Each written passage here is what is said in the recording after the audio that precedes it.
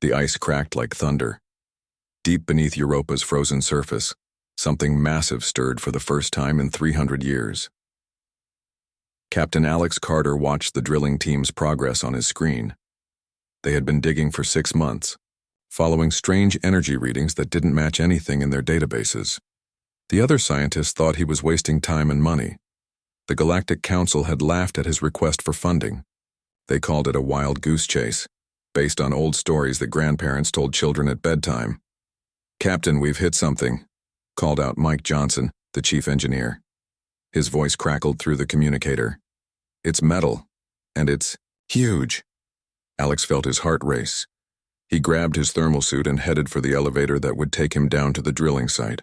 The journey down took 20 minutes, giving him time to think about what they might find.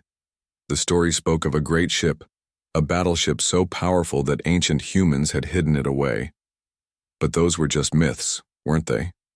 When the elevator doors opened, Alex saw his team gathered around a section of exposed metal.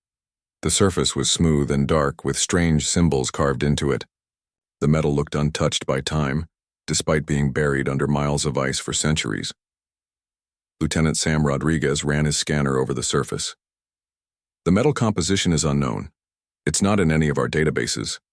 Whatever this is, it wasn't made with technology we understand." Commander Lisa Park joined them, her breath forming clouds in the cold air. "The energy readings are getting stronger. There's definitely something active down here." They worked for hours, carefully melting away the ice to reveal more of the structure. What they uncovered took their breath away. It was indeed a ship, but unlike anything they had ever seen. The hull stretched beyond their lights in every direction. It was easily 10 times larger than any human vessel currently in service. "Look at these markings," whispered Kate Williams, their youngest team member.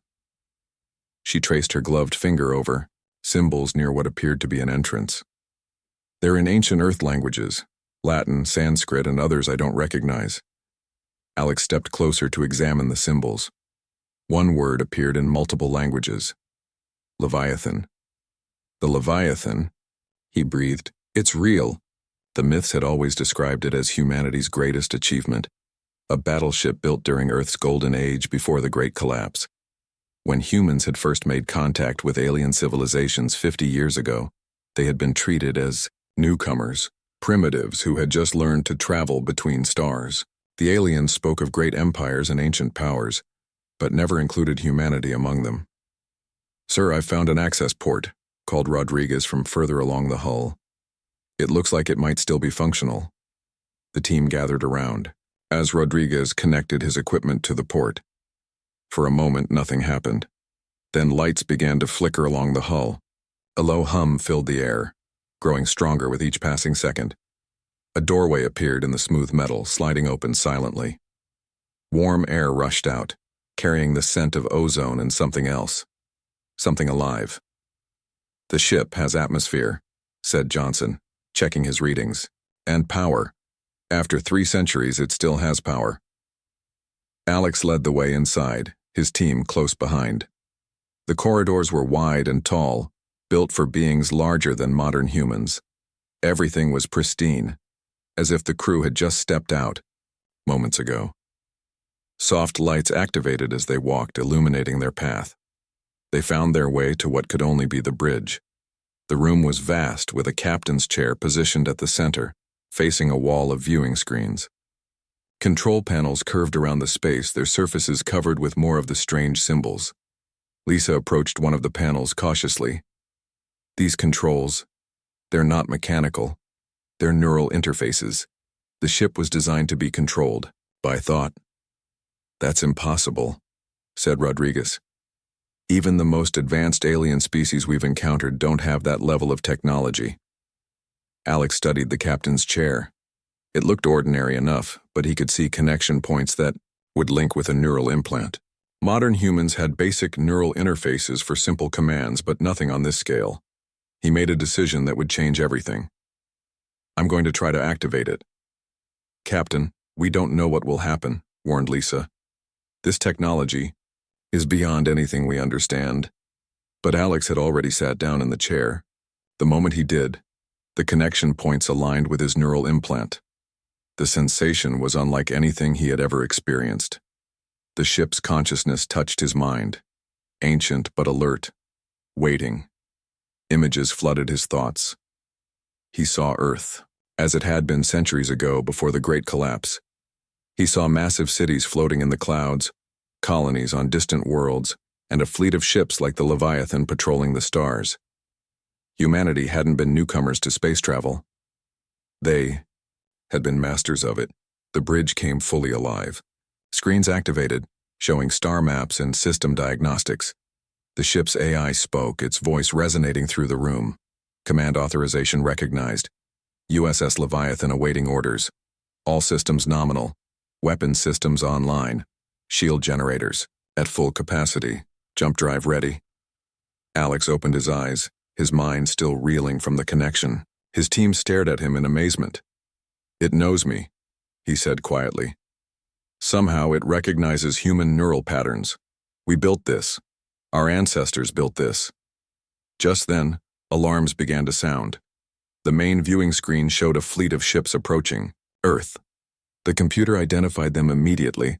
Vornak Empire battle cruisers. Everyone knew about the Vornak.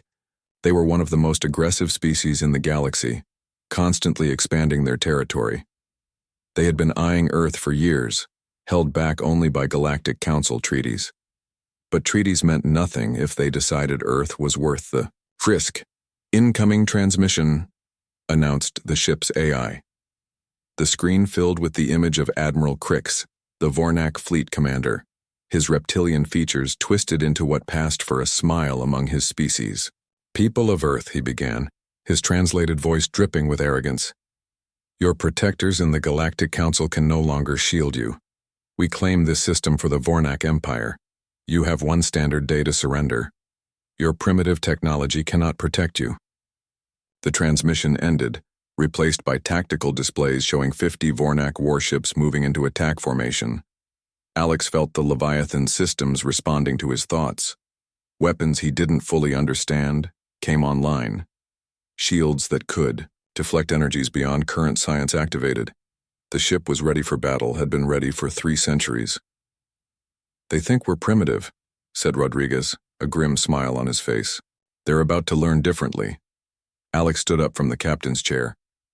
"We need a crew. Johnson, start waking up all systems. Lisa, calculate our best route to break free from the ice. Kate, try to establish communication with Earth Command. Sam, I want you learning everything you can about our weapon systems." "What about the Vornak?" asked Lisa. "One ship against 50? Alex looked at the tactical display again. The Leviathan's computer was already calculating attack patterns, showing weaknesses in the Vornak formation that their own systems probably couldn't detect. "They called our greatest achievement a myth," he said. "They think we're just another primitive species to conquer. They're wrong, and in one day the entire galaxy is going to know it."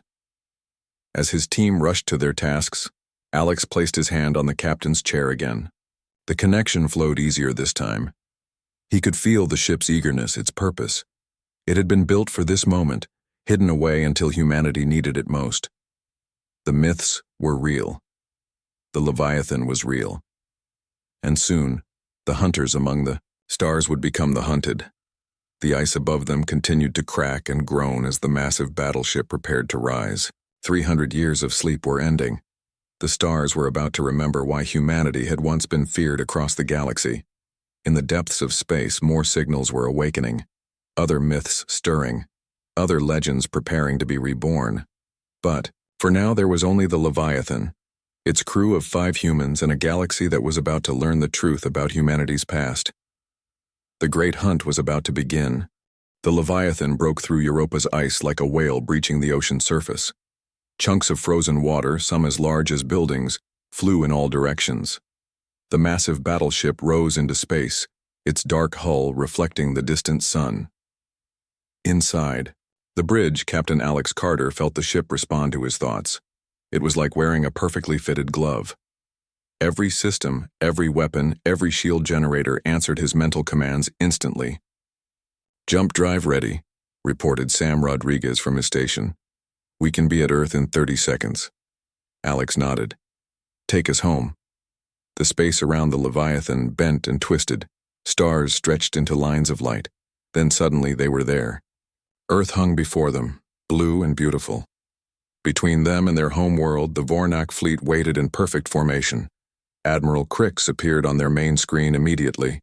His yellow eyes narrowed at the sight of the massive human ship. "What trick is this?" he demanded. "Where did you get this vessel?" Alex stood tall. "This is the USS Leviathan, Admiral, and I am Captain Carter. You should leave Earth space now, while you still can." The Admiral's laughter sounded like rocks grinding together. "One ship? Even if you stole it from some ancient ruins, one ship cannot stop the might of the Vornak Empire. All weapons target that vessel. Fire." 50 Vornak warships opened fire at once. Energy beams and missiles filled space between the two forces. Alex didn't move. He didn't need to. The Leviathan's AI had already calculated every incoming attack. The shields flared to life, creating a barrier of pure energy around the ship. Vornak weapons struck the shields and simply disappeared, their energy absorbed and redirected into the Leviathan's own systems. "Their weapons are actually making us stronger," said Kate Williams from her console. "The shields are converting their attacks into power for our systems." On the Vornak command ship, Admiral Crix stared at his tactical display in disbelief. "Impossible. No shields can withstand that level of firepower." Alex felt it was time to respond. Through his neural link, he selected targets. The Leviathan's weapons systems offered him choices he barely understood. Plasma cannons, quantum torpedoes, gravity weapons that could tear ships apart at the molecular level. He chose the plasma cannons. They seemed simplest, targeting their weapon systems only, he told his crew. "We're not here to destroy them. We're here to make them leave." 20 brilliant blue beams shot out from the Leviathan. They moved faster than light, bending space around them. Each beam found its target with perfect accuracy. Vornak ships shuddered as their weapon systems were surgically removed, leaving the vessels helpless but intact. "Our weapons," shouted a Vornak commander. "They're all gone." Admiral Crix watched his mighty fleet being dismantled like toys. "All ships, evasive maneuvers, scatter formation."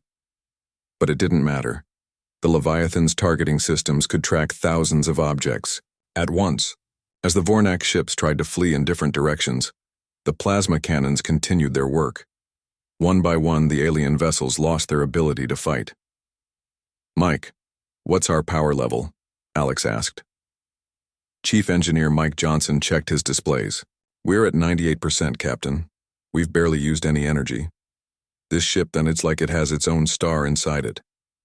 Earth Command finally managed to establish communication. General Patricia Moore's face appeared on a secondary screen, her expression a mix of shock and relief. "Captain Carter, is that really you? What is that ship?" "It's a long story, General. Right now we're dealing with our Vornak problem." Half the Vornak fleet was now disabled. Admiral Crix ordered his remaining ships to form a defensive cluster, but it was useless. The Leviathan moved through space like a shark among minnows. "They're sending out a distress signal," reported Lisa Park from the communication station, "calling for reinforcements from their home system." Alex considered this. Let them call for help. Let the entire Vornak Empire see what happened here. The last functioning Vornak weapons fired desperately at the Leviathan. Missiles exploded harmlessly against its shields. Energy beams fizzled into nothing. The human battleship continued its methodical work, stripping each enemy vessel of its offensive capabilities. In less than 10 minutes, the entire Vornak fleet was defenseless. Admiral Crix appeared on screen again, but his arrogance was gone. Fear had replaced it. "How?" he whispered. "Humans don't have this technology. You're primitives. The Council says you've only been in space for 50 years. Alex walked closer to the view screen. "The Council was wrong, Admiral. We've been among the stars far longer than anyone knew. We just forgot for a while. Now we remember."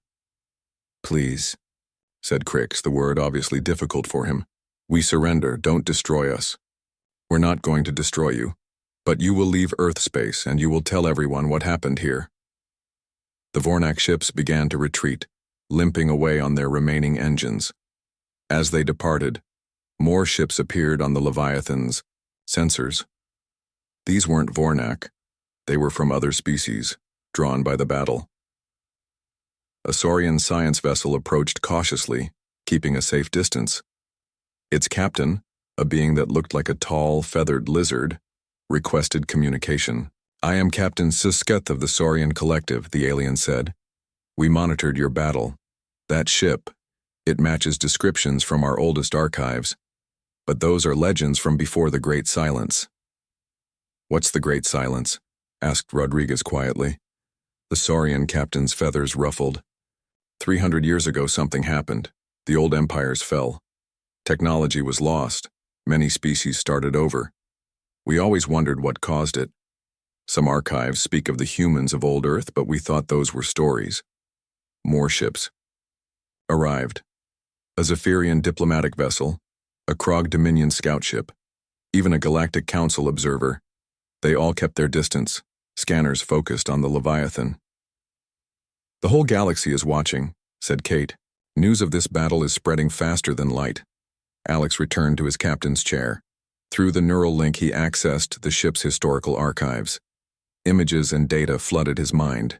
He saw the truth about humanity's past, about why the Leviathan had been hidden.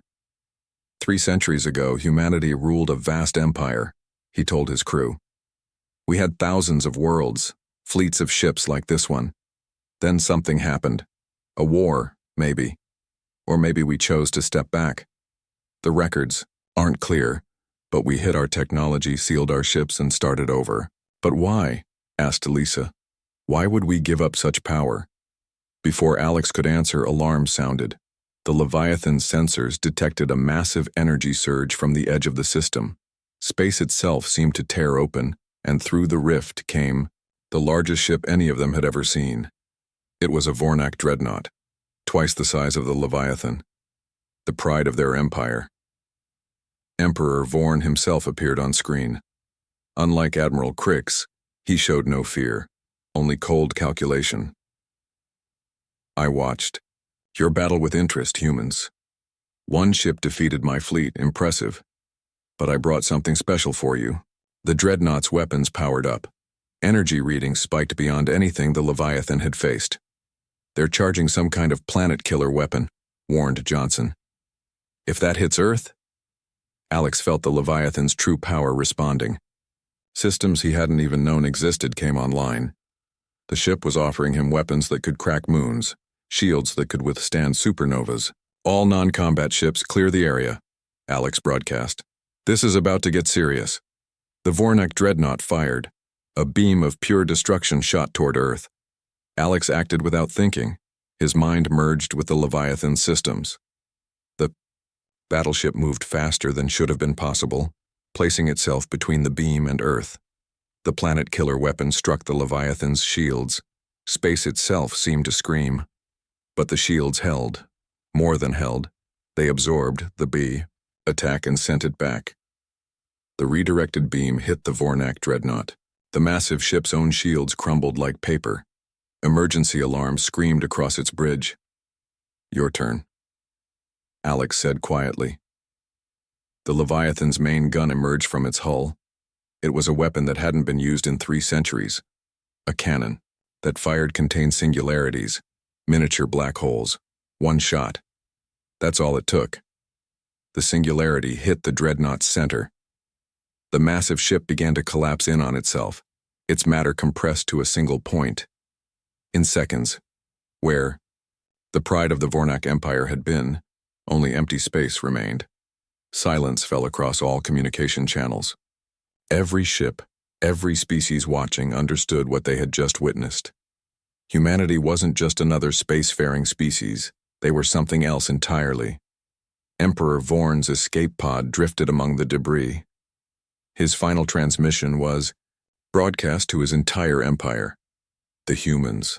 They are not what we thought. Warn everyone. The myths are real." As news of the battle spread across the galaxy, Alex felt the weight of what had just begun. The Leviathan had awakened. Humanity's secret was out, and somewhere in the vast reaches of space, other human ships were stirring, their crews wondering why their ancient sleep had been disturbed. The hunt had begun. But Alex wondered, were they the hunters, or were they about to become the hunted? The Galactic Council chamber had never been so full. Representatives from over 100 species packed the massive hall. Some stood, some floated in special tanks, others existed as pure energy. All had come for one reason: to discuss the human battleship that had destroyed the Vornak Empire's mightiest vessel. Ambassador Nina Torres walked into the chamber with her head held high. She was young for an ambassador, but Earth had chosen her because she understood both the old ways and the new. Behind her, images of the Leviathan filled the giant screens. The council chairman, an ancient being made of living crystal called Zen, called for order. His voice rang like wind chimes. We gathered to address the emergence of the human vessel, known as Leviathan. Many believed such ships were myths. We were wrong. A Zephyrian delegate fluttered its wings nervously. The humans lied to us. They claimed to be new to space travel. They hid their true power. Nina stepped forward. We hid nothing. We forgot. Our ancestors built great things, then chose to start over. We discovered our own history at the same time you did.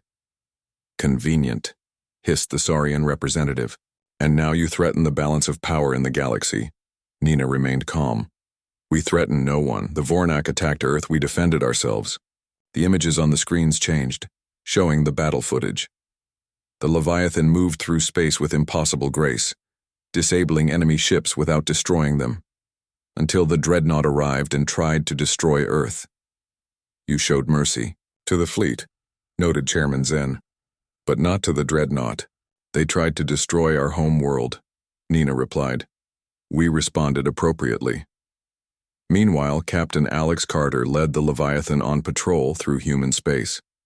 They had discovered 17 hidden human colonies, worlds that had been settled centuries ago and forgotten. Each colony told the same story. Their ancestors had arrived on great ships. Then those ships had left, never to return. Captain, we're picking up distress signals, reported Sam Rodriguez. 3 civilian vessels under attack by pirates. Alex didn't hesitate. Take us there.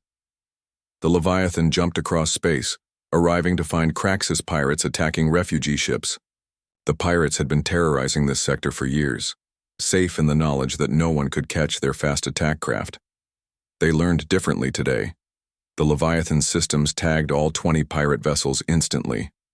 Alex chose non-lethal weapons, disabling their engines and weapons in seconds. The pirates found themselves drifting helplessly in space. This is Captain Carter of the USS Leviathan, he broadcast. Your pirating days are over. You will be taken into custody.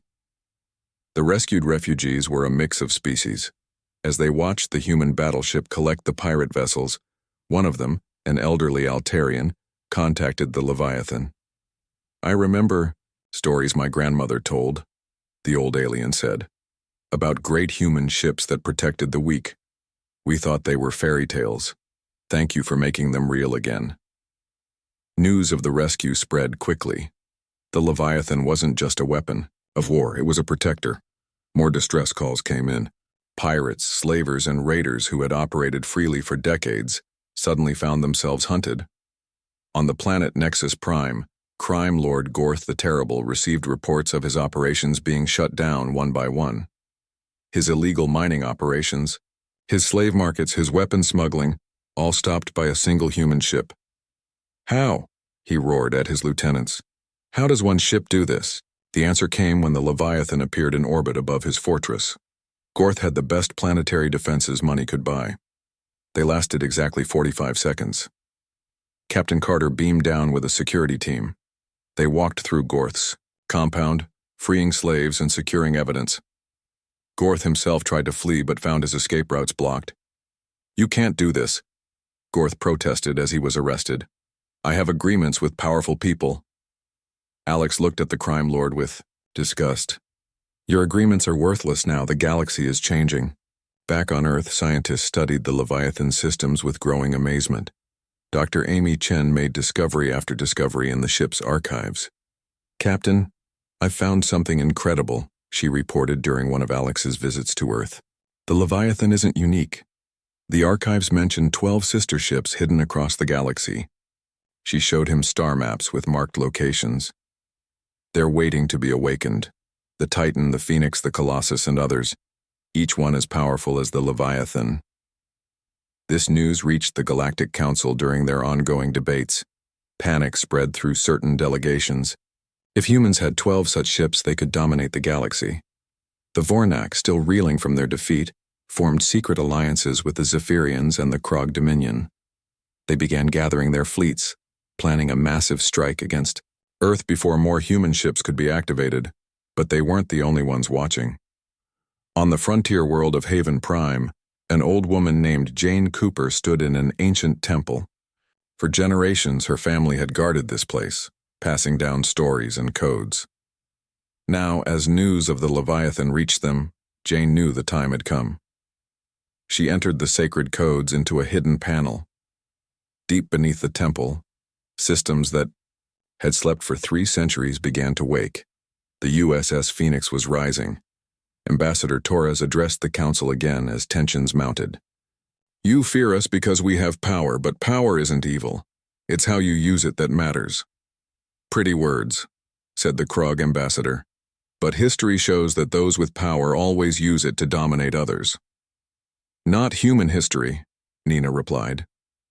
She activated a holographic display. We've been researching our past. 3 centuries ago, humans did rule a vast empire, but we didn't conquer it.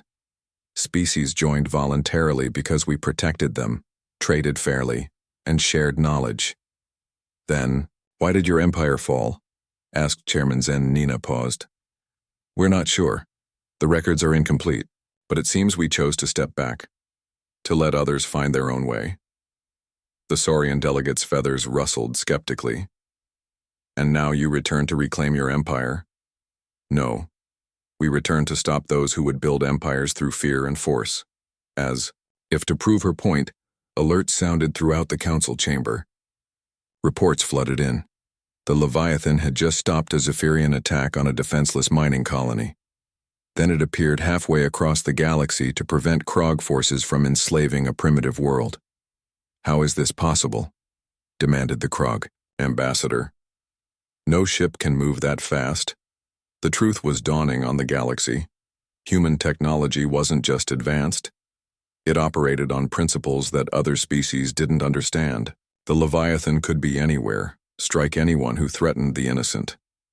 Captain Carter stood on his bridge looking at the star map showing locations of the sister ships. We need to activate them, he told his crew. One ship can't protect everyone. But even as he spoke, he noticed something odd on the sensors. Space itself was rippling in 12 locations across the galaxy. The sister ships weren't waiting to be found. They were already waking up. On Haven Prime, the Phoenix burst from the ground, its hull shining like polished silver. On other worlds, similar scenes played out. The Titan rose from an ocean. The Colossus emerged from a mountain. Ancient guardians, human descendants who had kept faith for centuries, took their places as crews. The galaxy watched in awe and fear as 12 human battleships took to the stars. They didn't gather in one place, instead they spread out, each taking responsibility for a sector of space. Pirates fled. Slavers abandoned their operations. Corrupt governments suddenly found themselves under scrutiny. The age of hiding in the dark corners of space was ending. In the Galactic Council, Chairman Zen called for a vote on humanity's status. The Fear faction, led by the Vornak and their allies, wanted humans declared a threat to galactic peace. But more species remembered the rescue missions, the freed slaves, the stopped invasions. The vote wasn't even close. Humanity was welcomed as a protector species with full council membership and the right to patrol space for threats. But in the shadows, the alliance against humanity grew stronger. They couldn't accept a galaxy where humans held such power. Plans were made. Fleets gathered in secret. The legend of humanity's battleships had spread across the stars. Some saw protectors, others saw targets.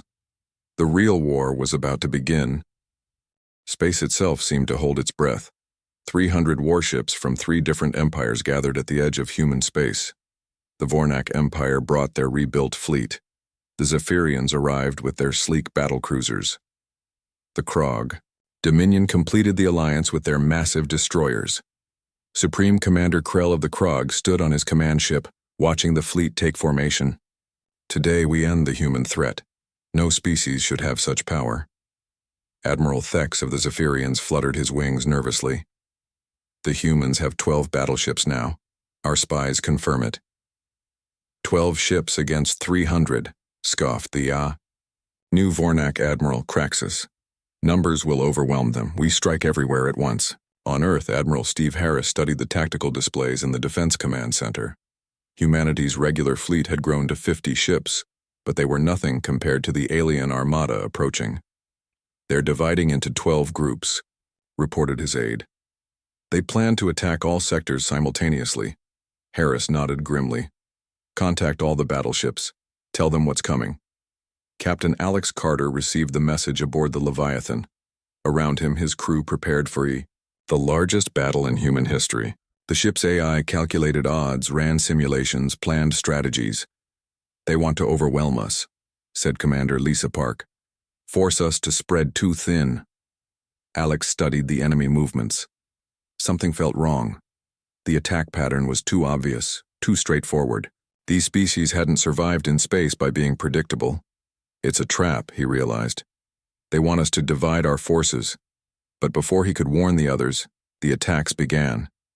All 12 human sectors came under fire simultaneously. The regular, human fleet fought bravely but was vastly outnumbered. The Leviathan jumped to the first battle site, finding 25 enemy ships bombarding a human colony. Alex didn't hesitate. The battleship's weapons carved through the attackers like a hot knife through butter. But as soon as they finished, alerts came from another sector, then another, and another. "We can't be everywhere," shouted Rodriguez in frustration. The trap revealed itself. While the human battleships jumped from battle to battle, saving colonies and defeating enemy groups, the main alien fleet converged on Earth itself. 100 of the best warships from all 3 empires dropped out of hyperspace around humanity's homeworld. They had waited until most of the battleships were busy elsewhere. Admiral Harris watched them arrive. "All Earth defenses, prepare for combat. Signal all battleships. Earth is under attack." The battle for Earth began with fury unlike anything seen before. Human defense platforms opened fire. Orbital stations launched missiles. The 50 ships of Earth's defense fleet threw themselves at the invaders. But the enemy had learned from their previous defeats. They used new tactics, new weapons designed specifically to fight human technology. Earth's regular defenses began to fail. On the Leviathan, Alex felt torn between 2 needs. Colonies still needed help, but Earth was in danger. "Captain," said Dr. Amy Chen over the comm, "I've found something in the archives. The battleships have a linked mode. They can combine their power." "How?" "You need at least 3 ships together. The more ships, the stronger the link." Alex made his decision. "All battleships converge on Earth, now." One by one, the human battleships broke off from their individual battles. The Phoenix, the Titan, the Colossus, and others jumped toward Earth. But the enemy had planned for this too. Interdiction fields activated around Earth, disrupting jump drives. The battleships would have to approach at normal speed, giving the alien fleet time to bombard the planet. Earth's shields flickered, under the assault. Cities burned. Millions fled underground. Admiral Harris coordinated the desperate defense, but they were losing ground. "Hold on," he broadcast to Earth. "The battleships are coming." 4 human battleships arrived first: the Leviathan, Phoenix, Titan, and Sovereign. As they approached, something amazing happened. Energy bridges formed between them, linking their systems. Alex felt his mind expand as the link formed. He wasn't just commanding the Leviathan anymore. He was part of something greater, 4 ships becoming one superweapon. The linked battleships carved into the alien fleet. Where individual ships had been powerful, the linked formation was unstoppable. Enemy vessels exploded or fled in terror. But the Alliance had one more card to play. From hidden positions, 3 superweapons emerged. Each empire had built a planet killer, weapons designed to crack worlds open. All 3 fired at Earth simultaneously. The linked battleships moved as one thought. They placed themselves between Earth and the incoming beams. Shields flared brighter than the sun. The planet killer weapons struck with the force to shatter moons. The shields held, but barely. Inside the Leviathan, systems overloaded. Sparks flew from consoles. The link between ships strained to its limit. Shields at 10%, warned Johnson. Another hit like that will break through. The 3 superweapons charged for a second shot. But now 8 more human battleships arrived, immediately joining the link. 12 ships became one entity, their combined power beyond calculation. Alex felt the full might of humanity's ancient technology. He understood now why their ancestors had hidden these ships. The power was intoxicating, overwhelming, dangerous. The 12 linked battleships retaliated. Beams of pure energy shot out, not targeting ships, but the very fabric of space around them. The 3 superweapons found themselves trapped in twisted space-time, unable to fire, unable to flee. "What are you?" gasped Supreme Commander Krell as his superweapon imploded. "We are humanity's promise," Alex replied, his voice carrying across all channels. "To protect, to preserve, to guard against those who would destroy." The alien fleet broke completely. Ships fled in all directions. Some surrendered. Others jumped to hyperspace, carrying news of their defeat back to their empires. But victory came at a cost. The strain of the link had damaged several battleships. Worse, crew members had died. Tony Miller, an engineer on the Leviathan, gave his life to prevent a reactor breach. Others across the fleet made similar sacrifices. As the battleship separated and assessed damage, a message arrived from the hidden human colonies. Elderly guardians who had waited centuries were offering to train new crews, to share knowledge that had been preserved in secret. "We're not alone," said Captain Lisa Park from the Phoenix. "Humans across the galaxy are coming forward. They want to help." But Dr. Chen made the most startling discovery in the aftermath. The archives have unlocked new files. The link did something to the security protocols. "I can see why our ancestors hid these ships." She shared her findings with all the battleship captains. 300 years ago, humanity had faced a choice. Their technology had grown so powerful, it threatened the natural development of other species. They could have ruled as gods or stepped back to let others grow. They chose to step back, to hide their power and start over, to wait until the galaxy truly needed protectors. "And now?" asked Alex. "Now the galaxy is ready. Species have matured. The need for protectors is real. We can use our power responsibly." Ambassador Nina Torres addressed the Galactic Council after the battle. The 3 empires that had attacked Earth faced judgment. But instead of demanding their destruction, humanity proposed something different. "Strip them of their military might," she said, "but help them rebuild as peaceful societies. Show them a better way." The vote was unanimous. The age of empire building through conquest was ending. The age of protection had begun. Alex stood on the observation deck of the damaged but victorious Leviathan. His crew gathered around him, tired but proud. "We're not conquerors," he said.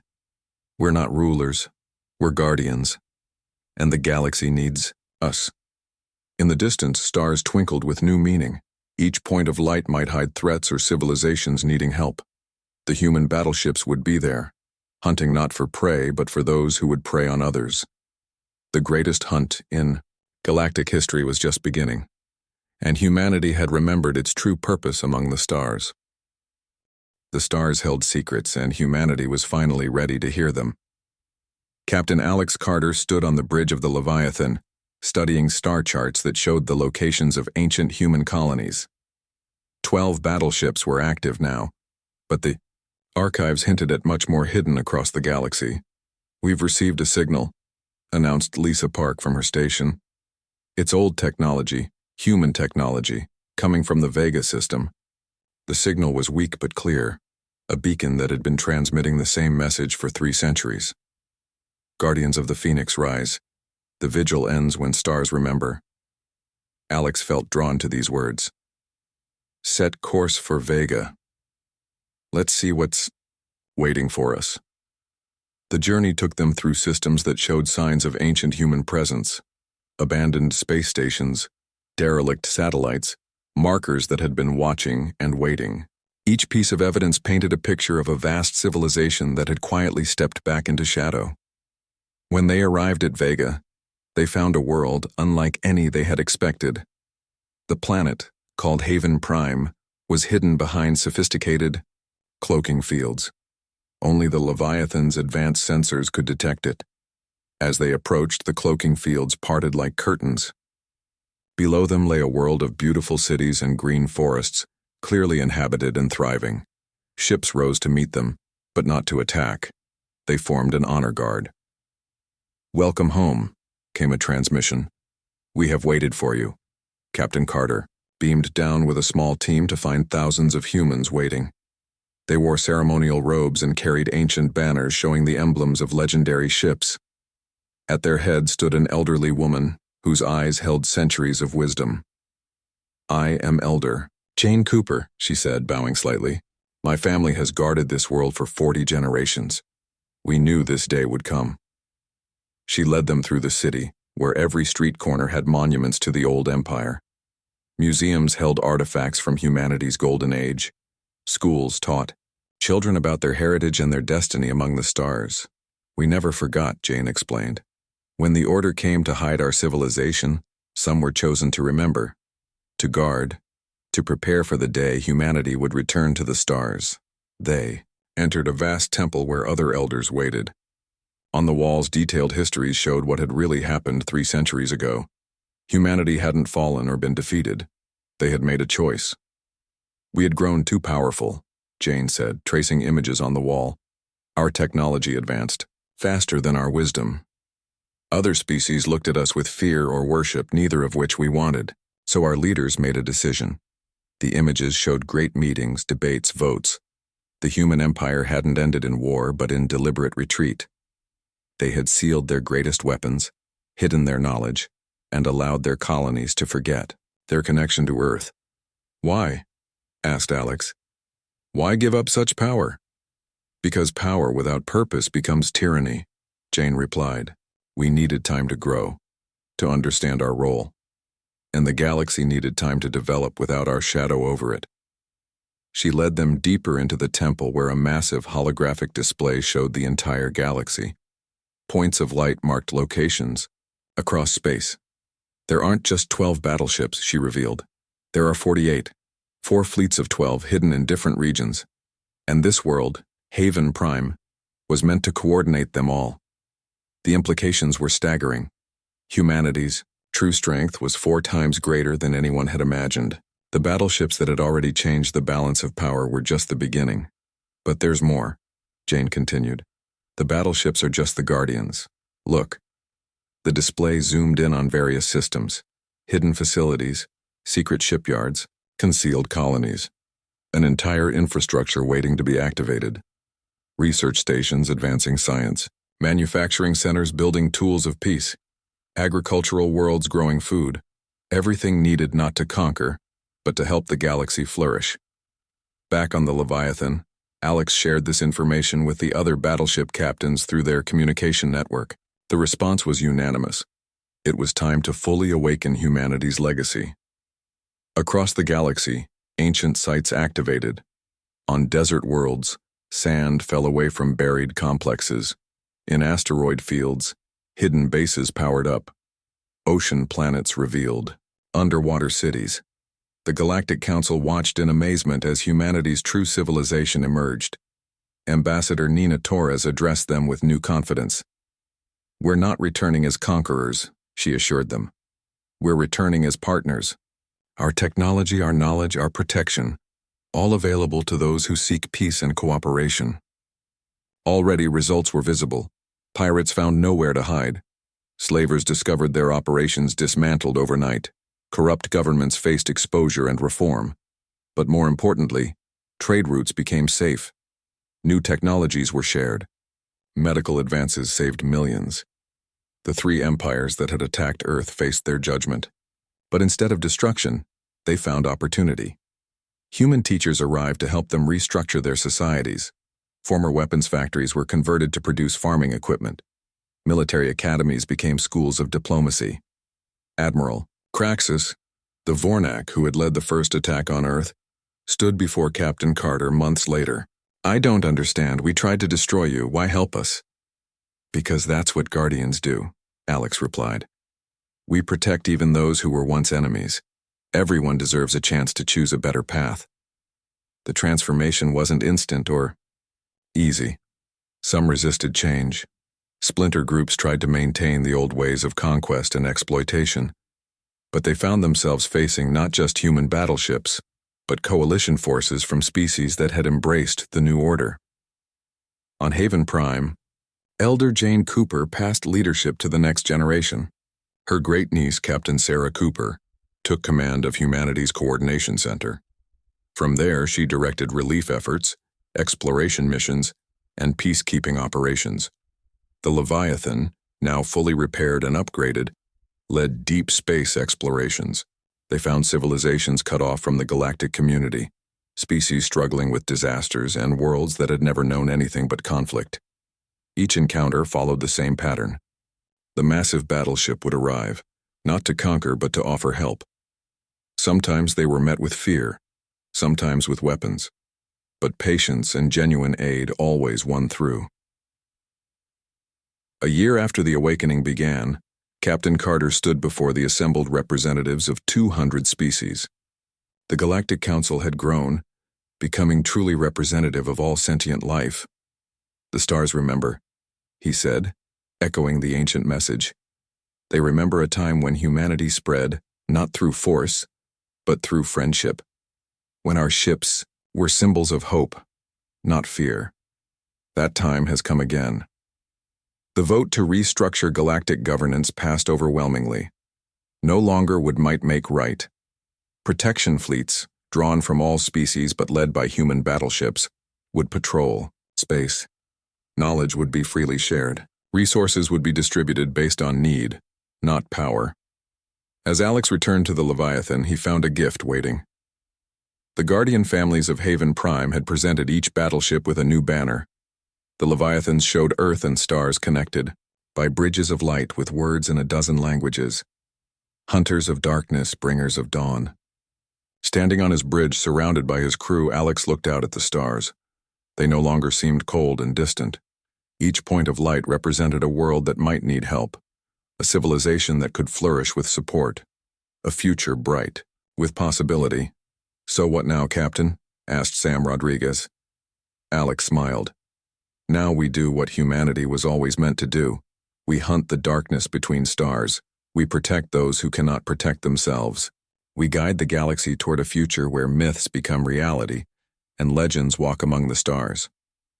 The Leviathan engaged its engines, joining its sister ships in their eternal patrol. Behind them, humanity's hidden civilization continued to emerge, transforming the galaxy one system at a time. The greatest myth had become the greatest truth. Humanity's battleships hunted the stars not as conquerors but as guardians, and the stars at last remembered why they had once looked to Earth with hope instead of fear.